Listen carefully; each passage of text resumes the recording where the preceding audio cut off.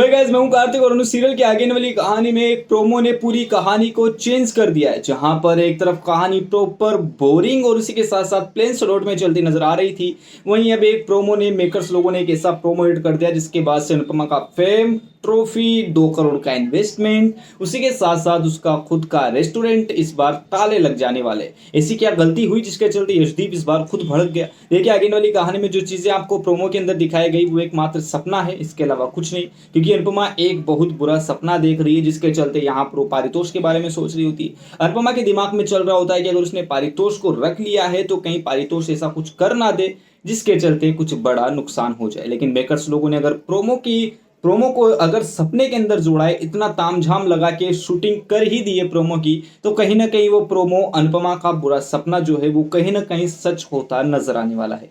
यहाँ पर कहानी इस तरीके से मोड़ लेगी कि जो पारितोष है वो रेस्टोरेंट में आ तो गया है, लेकिन रेस्टोरेंट के अंदर अनुपमा को वो नुकसान पहुंचाने ही आया है। प्रॉपर काम करने, पैसा कमाने, अपनी गलतियों का एहसास करने नहीं आया, पश्चाताप करने नहीं आया है, वो अनुपमा को नुकसान पहुंचाने आया है। अनुपमा को नुकसान पहुंचाएगा तो आगे आने वाली कहानी में पारितोष की एक विलन वाली और उसी के साथ साथ अनुपमा के साथ बहुत बड़े हादसे का ये एक संकेत हो सकता है मेकर्स लोगों के द्वारा कि भैया आगे आने वाली कहानी में अनुपमा को यहाँ पर सचेत रहना पड़ेगा।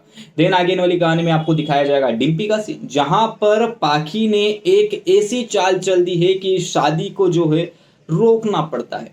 क्या हुआ है ऐसा कि भैया जो टीटू है उसकी शादी डिम्पी से हो रही है, सब कुछ आपको पता है।